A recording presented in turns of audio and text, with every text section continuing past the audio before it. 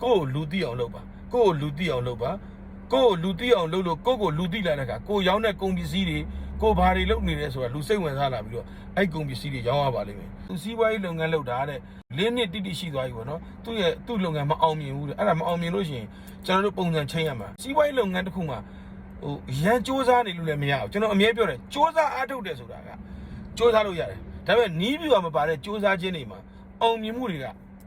ကရလက်အရန်အားနေတယ်ရိုးတော့ရိုးသားနေတာပဲလေအောင်မြင်မှုမှာ strategy မပါတာအောင်မြင်မှုလည်းမရှာကျင်သိမရှိတော့ဘူးအောင်မြင်မှုရှာဖွေတဲ့နေရာမှာ strategy မပါတော့တာနီးပြူကမပါတော့တာပေါ့အခုရဲ့ညီမပြောတဲ့ပုံစံမျိုးကြတော့လင်းနေတာကာလအတွင်းစီးပွားရေးလို့မအောင်မြင်တော့ဘူးဆိုလို့ရှိရင်ကိုလုပ်နေတဲ့လုပ်ငန်းရဲ့ view ဟာကိုချင်းရမှာဥပမာဗျာကျွန်တော်ဆိုလို့ရှိရင်ကျွန်တော်ရဲ့အလုပ်ကိုအမြဲတမ်းစောင့်ကြည့်တယ်ငါဒီကဘယ်နှပွဲရောင်းရလဲ၃ပွဲရောင်းရလား၄ပွဲရောင်းရလားငါရောင်းတာတွေကဟောဘယ်လိုပုံစံမျိုးတွေရောင်းတာလဲအခါလေးမှာ10ပွဲရောင်းရတာနဲ့တစ်ခါလေးမှာ10ပွဲတည်းရောင်းရတာနဲ့ကျွန်တော်တို့ရက်လက်ချင်းကအတူတူပဲဖြစ်သွားတတ်တယ်အကြောင်းအရာဘာလဲဆိုတော့ကျွန်တော်တို့နီးပြူအောင်တုံးပြီးတော့ရောင်းတဲ့ပုံစံမျိုးသွားတာပေါ့နော်ကျွန်တော်တို့ကမြေပြင်မှာအများကြီးအပင်မခံဘူးလူတွေနဲ့အများကြီးထိတွေ့ဆက်ဆံမှုမလုပ်ဘူးကျွန်တော် online market ကနေချရောင်းနေတယ်ဒါပေမဲ့ကျွန်တော်တို့ရဲ့ရောင်းတဲ့ကုန်ပစ္စည်းတွေကကျွန်တော်တို့တွေအကျိုးရလတ်များတဲ့ပုံစံမျိုးတွေကိုကျွန်တော်တို့ကသွားတာဒါ view တစ်ခုပေါ့နော်နီးစနစ်လောက်ပဲပေးလို့ရမှာဘယ်လုပ်ငန်းလုပ်ပြီးဘာတွေရောင်းနေလဲဆိုတော့အကြောင်းလည်းပြောလို့မရဘူးတကယ်တမ်းကျတော့ကျွန်တော်တို့တကယ်ကိုယ့်ဈေးကွက်မှာကိုယ်ကိုယ်တိုင်အမြဲတမ်းသုံးသပ်နေရတာပေါ့နော်ဒီလုပ်ငန်းတစ်ခုကအယောင်းဝယ်အေးနေတယ်ဆိုလို့ရှိရင်ဒီလုပ်ငန်းရောင်းနေနေအခြားလုပ်ငန်းလေးပါတွဲလို့ရင်ကောင်းမလားလို့ကျွန်တော်ပြောတာကျွန်တော်အမြဲပြောသလိုပေါ့အလုပ်ကို2ခု3ခုလုပ်စေချင်တာကျွန်တော်ဟိုတနေ့ကတော့စကိုင်းကိုရောက်သွားတယ်စကိုင်းရောက်သွားတဲ့ခါကျတော့ကျွန်တော်မိတ်ဆွေအင်ချမ်းမြေအကျိုးဆောင်တယောက်နဲ့တွေ့တယ်ပေါ့ကျွန်တော်တို့ဒီ TikTok မှာပဲကျွန်တော်ကြည့်နေတာသူယုံကြည်ရအင်ချမ်းမြေအကျိုးဆောင်နဲ့သူနဲ့ကျွန်တော်ကားဝူးနဲ့ဖြတ်မောင်းတဲ့အချိန်မှာစိုင်းပုတ်ကြီးတွေ့နေတာယုံကြည်ရအင်ချမ်းမြေအကျိုးဆောင်လုပ်ငန်းဆိုတော့ဟာဒါဆိုလို့ချင်းသူနဲ့ငါ TikTok မှာလည်းစကားပြောပြီးသူ့အသိတယ်ဆိုတော့ကျွန်တော်သူ့ဖုန်းနံပါတ်ကိုကြည့်ပြီးလှမ်းဆက်တဲ့အခါသူကကျွန်တော်ကိုလာတွေ့တယ်ဆိုတော့သူဘာမှရှိလဲဆိုတော့သူ့ဆိုင်မှာပဲသူရှိတယ်ကျွန်တော်သူ့ဆိုင်ကိုကားမောင်းသွားပြီးတော့တွားတိတ်လိုက်တဲ့အချိန်မှာသူကလုပ်ငန်းတစ်ခုလည်းလုပ်နေမှာလုပ်ငန်း3ခုတော့လုပ်တယ်သူ့ပုံစံကြီးကအင်ချမ်းမြေလုပ်ငန်းလည်းလုပ်တယ်စပိန်ပစ္စည်းတွေလည်းရောင်းတယ်ဖုန်းအပါဝင်ဖုန်းနဲ့ပတ်သက်တဲ့ပစ္စည်းတွေလည်းရောင်းတဲ့ပုံစံရှိတယ်ကျွန်တော်အဲ့ဒါကိုသဘောကျတယ်သူ့ပုံစံလေးကြည့်ရင်လူငယ်လေးပဲသူက golf ရိုက်နေတာတွေလည်းတွေ့ရတယ်ပေါ့နော်အဲ့ဒါကျွန်တော်တို့ကဘာလဲဆိုလို့ရှိရင်ကျွန်တော်လက်ရှိလုပ်ငန်းတစ်ခုက3-4နှစ်လောက်ရောင်းနေလို့မှရောင်းလို့မရဘူးဆိုဒီလုပ်ငန်းကိုငါနောက်ထပ်ဘယ်လိုပုံစံမျိုးနဲ့ရောင်းရင်ကောင်းမလဲဥပမာလက်ရှိမြေပြင်မှာလည်းရောင်းနေတယ်နောက်တစ်ခါ online မှာရောပေါက်အောင်ဘယ်လိုလုပ်မလဲကိုယ်တိုင်မလုပ်ရဲဘူးဆိုလို့ရှိရင်ဝန်ထမ်းတယောက်ကိုတစ်လ3သိန်း4သိန်း5သိန်းပေးငါပြီးတော့ဟဲ့လားကျွန်တော်ဒီ online marketing ကိုလုပ်နိုင်တဲ့ကိုလိုချင်တဲ့နီးပြွာလေးနဲ့ချပြီးတော့လုပ်ပေးနိုင်တဲ့မိန်းကလေးတယောက်ကိုငားလိုက်လို့ရှိရင်ရောကိုယ့်ရဲ့ကုန်ပစ္စည်းကိုလူသိမလားလူသိမှလာဝယ်မှာလေအဓိကသိလားအဓိကကိုဘာဖြစ်လို့မရောင်းရတယ်လဲဆိုရင်ဒီကိုရောင်းတဲ့ပစ္စည်းတွေကိုတရားတွေရောင်းချနေပါတယ်ဆိုတာကိုလူမသိလို့မရောင်းရတာဒါကြောင့်မို့ဒီကိုတရားတွေကိုရောင်းချနေပါတယ်ဆိုတာကိုလူသိအောင်ဘယ်လိုနည်းနဲ့လုပ်ရမလဲ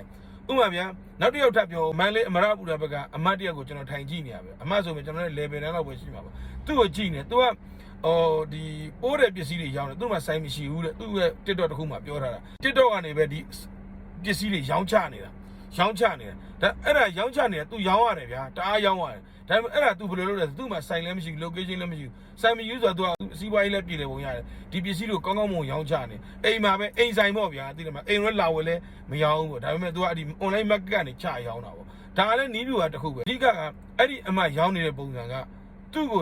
့ကိုပိုင် brand ကိုတိဆောက်တာပေါ့နော်သူ့ကိုလူသိများလာအောင်လို့သူ့ကိုလူသိတဲ့အခါကျလို့ရှိရင်သူဘာတွေရောင်းလာလဲသူဘာတွေဝယ်နေလဲဆိုတာကိုကျွန်တော်တို့ကလေ့လာပြီးတော့မှသူ့ရှိရကုန်ပစ္စည်းကိုဝယ်ကြတာများတယ်ကျွန်တော်လည်းအဲ့ဒီတိုင်းပဲကိုပိုင် brand ကိုတိဆောက်တာပေါ့နော်ကျွန်တော်ကလူစိတ်ဝင်စားလာတဲ့အခါကျတော့မှကျွန်တော်ဘာတွေလုပ်နေလဲဘာတွေအယောင်းဝယ်လုပ်နေလဲဘယ်လုပ်ငန်းတွေလုပ်နေလဲဆိုတာသိပြီးတော့အဲ့လုပ်ငန်းရှင်တွေအယောင်းဝယ်သမားတွေလက်အပ်ကြတာပေါ့ကျွန်တော်ပြောရတဲ့မှာ2ချက်ပေါ့တစ်ချက်ကကိုပိုင် brand ကိုကိုယ်တိုင်တိဆောက်မလားကိုယ်တိုင်တိဆောက်တာအကောင်းဆုံးပဲများသောအားဖြင့်တချို့ကကျတော့ဒီဖုန်းရှစ်ထောင်လိုက်ရှင်စကားပြောလို့မရဘူးကျွန်တော်တငယ်ချင်းတွေဆိုလို့ရှင်လည်းအများကြီးပဲသူတို့တွေသိတယ်ကျွန်တော်ဒီတိုင်းစကားဝိုင်းတွေပြောနေတဲ့ခါကျသူတို့ပြောတဲ့စကားတွေကလုံးဝကောင်းတယ်ဒါပေမဲ့သူတို့ရှစ်မှာဒီကင်မရာသွားထောင်လိုက်ပြောလို့မရတော့ဘူးနာမည်ကြီးအမျိုးသမီးတယောက်တော့ပြောထားတယ်စကားတန်ဝဲလေးနဲ့သူဆိုလို့ရှင်ဒီဖုန်းရှစ်မှာထိုင်ပြီးတော့စကားတွေပြောဖို့ကိုတဲ့ဟိုပါပေါ့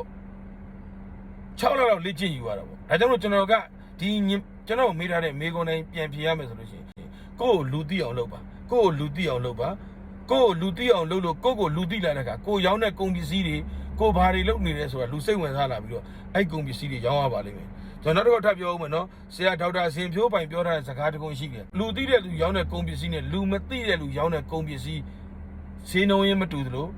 ရောင်းအားလည်းမတူဘူးအောင်မြင်မှုလည်းမတူဘူးဆရာဘာကိုထောက်ပြထားလဲဆိုလို့ရှိရင်နှခမ်းညီဘူးတဘူးကိုတဲ့ဆိုင်းခန်းလိုင်ကိုပေးရောင်းလိုက်3,000 ဆိုလဲဝယ်မှာ2သိန်းဆိုလဲဝယ်မှာဒါကဘာဖြစ်လို့လဲဆိုရင်ဆိုင်းခန်းလိုင်ရဲ့ကိုပိုင် brand ကြောင့်ရောင်းရတဲ့ကုန်ပစ္စည်းဒါပေမဲ့အဲ့ဒီနှခမ်းညီကိုပဲကျွန်တော်တို့ရောင်းလို့ရှိရင်1,000တောင်မှလူစိတ်ဝင်စားမှာမဟုတ်ဘူးတဲ့ဟုတ်တယ်နော်အဲ့ဒါကြောင့်ကျွန်တော်တို့ကဒီစီးပွားရေးလုပ်ငန်းတစ်ခုလုပ်တဲ့အခါမှာကိုဘာကြောင့်မအောင်မြင်တယ်လဲဆိုတာနံပါတ်1ချက်ကိုလူမသိလို့ပဲကိုဘာရောင်းလဲဆိုတာလူမသိဘူးကိုကုန်ပစ္စည်းကိုဝယ်ခြင်းလာအောင်လို့လူယုံကြည်မှုမရနိုင်ဘူးဒါကြောင့်ကျွန်တော်တို့ကအကြံပေးချင်တာကလေးနှစ်ကြာသွားပြီမရောင်းရသေးဘူးဆိုလို့ရှိရင်နီးဗျူဟာစဉ်းစားပါဘယ်လိုနီးဗျူဟာနဲ့ရောင်းရမလဲစဉ်းစားကျွန်တော်တို့ online market ရောင်းတာဖြစ်တဲ့အတွက် online market ကိုပဲအကြံပေးပါတယ်အဲ့တော့ကိုလူသိအောင်ဘယ်လိုလုပ်မလဲဘယ်လိုကောင်းတဲ့နည်းတွေနဲ့ကိုဝင်ဆက်မလဲသူများကတွေဘယ်လိုလေ့လာပြီးတော့မှရောင်းမလဲအမှကိုကြည့်လိုက်အဲ့အမှတွားနေတဲ့ပုံအရမ်းမိုက်တယ်အဲ့အမှကိုကြည့်ပြီးတော့လေ့လာကြည့်ပါခွက်လာပါအောင်မြင်ပါပါเนาะအောင်မြင်ပါစေ